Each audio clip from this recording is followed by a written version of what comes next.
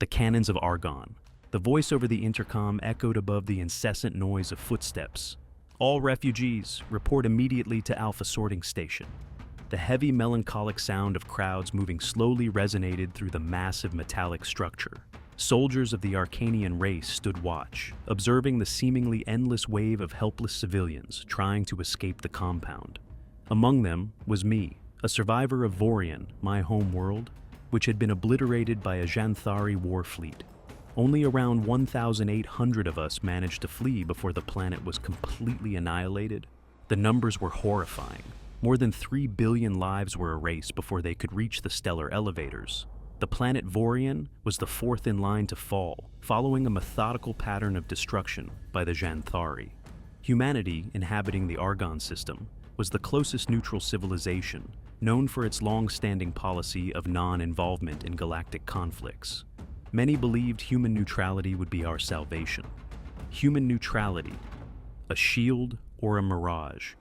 Were the humans famed for their millennia of neutrality truly a safe harbor for refugees? Could the Xanthari possibly respect this historical stance? Or was it only a matter of time before the destruction reached them too?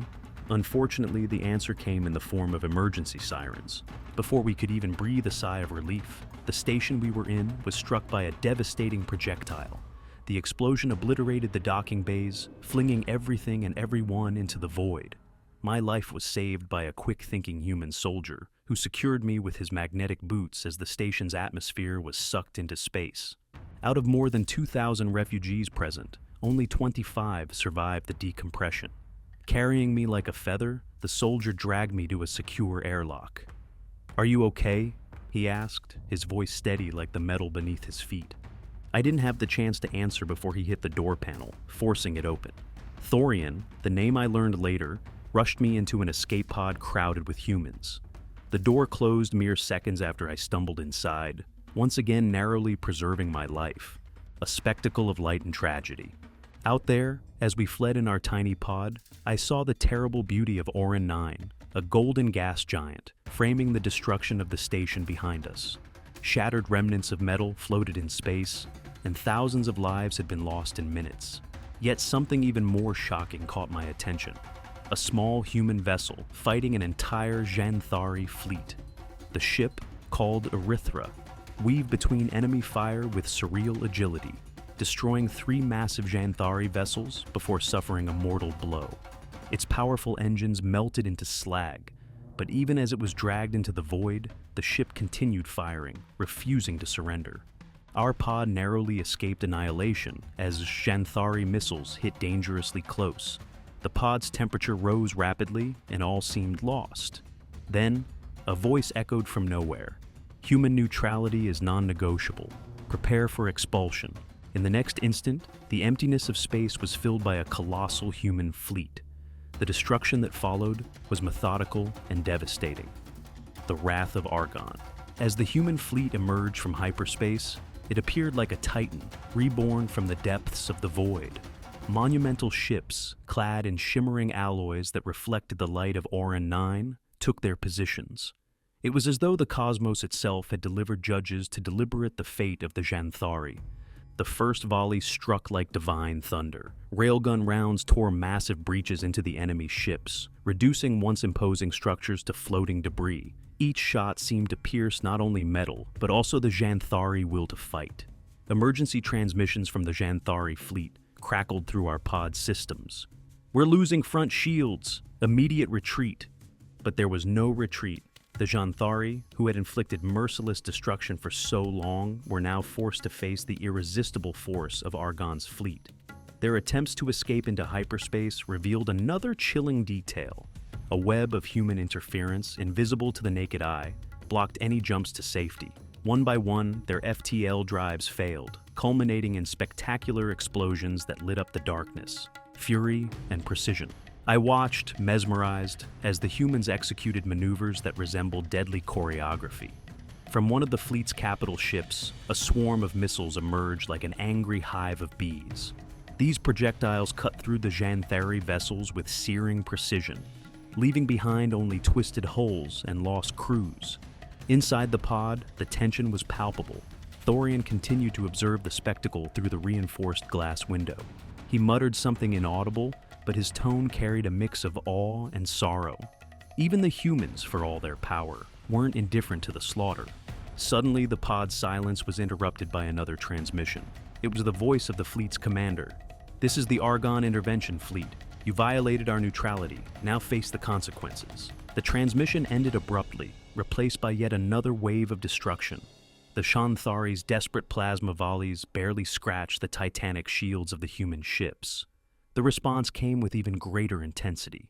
Beams of pure white energy lanced through the void, targeting the Shanthari supercarriers, the architects of genocide. One such beam tore through a massive vessel, carving it apart in seconds and reducing it to a fiery explosion. The efficiency of the human assault left no doubt. No power in the galaxy could challenge them. Hope in the void. The silence inside the pod was deafening. Outside, the debris field resembled a floating graveyard, a grim reminder of human might. We survivors sat in stunned silence, trying to process what we had just witnessed. The once dominant Shanthari fleet was obliterated in minutes. My world, my home. Vorian, зрение с зелеными небесами и серебряными океанами, теперь существовало только в моей памяти. I wondered if any others like me had survived, hidden in some forgotten corner of the galaxy. It was hard to believe that humanity, with all its power, had allowed our destruction to happen before acting. Why had they taken so long? The pain of loss mingled with the gratitude of being alive. Thorian seemed to read my thoughts. "We failed you," he said, his voice low and filled with regret. "But we won't fail again." His words resonated deeply. They sounded more like a vow to himself than to me. It was clear that even the humans, with all their strength, carried the weight of their choices. A new direction for humanity. The pod was retrieved by a support ship, and we were taken to the fleet's command center. There, we were greeted by Admiral Kalen Vorex, an imposing figure with eyes that seemed to pierce through us. "You're safe now. The Shanthari fleet has been neutralized." She spoke with authority, yet her tone carried compassion rarely found in military leaders. A heavy silence fell over the group of refugees as someone finally gathered the courage to ask, "What about the others? The survivors of Vorian?" Kalen hesitated for a moment, her usually composed demeanor faltering. The genocide perpetrated by the Shanthari was absolute. Only those who escaped before the attack remain. "I'm deeply sorry."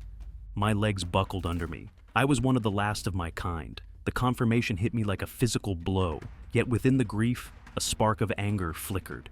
How could humanity, with its immense power, have allowed this to happen? Why had they waited until the destruction was nearly complete before intervening? Kalen seemed to sense my silent rage. Human neutrality has been our guiding principle for generations, but we can no longer ignore what is happening in the galaxy. This war has shown us that if we don't take a stand, more civilizations will face annihilation. Her words were more than a statement, they were a vow. The attack on Vorian and the destruction of the Shanthari marked the end of humanity's neutrality. Guardians of peace. The survivors were relocated to a recovery center in Arcania, the heart of the Argon system. There, we began to rebuild what little remained of our lives. The process was slow and excruciating. Many bore scars, both physical and emotional, but we all shared a common purpose: to ensure that our story would not be forgotten. Meanwhile, humanity embarked on a campaign to reshape its place in the galaxy. The Shanthari government, now reduced to ashes, was tried in intergalactic courts for genocide. Under human supervision, a provisional government was established, serving as a testament to humanity's newfound role as enforcers of peace. I dedicated myself to preserving the memory of Vorian. Alongside other survivors, I co-authored the Chronicles of Vorian, a document that became a symbol for every race that had suffered under the scourge of war. Our pain, our struggle, and our survival became a universal plea for peace. But this was only part of the work. Humanity's fleets, now seen as the ultimate peacekeeping force, continued to patrol vulnerable systems, preventing conflicts before they could ignite. The name Cannons of Argon became synonymous with swift and decisive action. The final call. One day, I received an unexpected message from Thorian, the soldier who had saved my life more times than I could count. "We need you, Sayela," he said, his voice as steady as ever. "We can't change the past, but we can make sure the future is different." He explained that remnants of the Xanthari were regrouping in shadowy regions of the galaxy. Argon's fleet needed individuals who understood the cost of genocide, people who could articulate what was truly at stake. I hesitated. Reliving the trauma was something I had avoided at all costs. But then I thought of Vorian, its green skies, its shimmering rivers, and the billions of voices that had been silenced. This wasn't just about me. It was about ensuring that no one else suffered what my people had endured. "I'm in," I replied. The legacy of Argon. In my new role as an ambassador for humanity's interventions, I traveled alongside Thorian to systems teetering on the brink of war. We sought diplomatic solutions whenever possible, but when words failed, I witnessed the terrifying power of the cannons of Argon firsthand. The stories of those days became legends. Humanity, with its unmatched strength, became both a protector and a force to be feared. Each intervention was a victory, but also a reminder of the fragility of existence in the face of such overwhelming power. Epilogue: The Lesson of Vorian. Now, as I write these words aboard the Aurora Exaltada, the flagship of humanity's fleet, I gaze at a system that has just been saved from annihilation. Out here, staring at the stars, I feel a mix of pride and sorrow. Pride because the sacrifice of Vorian was not in vain. Sorrow because its beauty will never be seen again. But there is hope. Humanity has learned that strength alone is not enough. Strength must have purpose. The galaxy will never forget Vorian, and I will ensure that they do not. If the cannons of Argon have taught the universe anything, it is this: true power lies not in destruction, but in protection. And as long as there are those willing to protect, there is hope.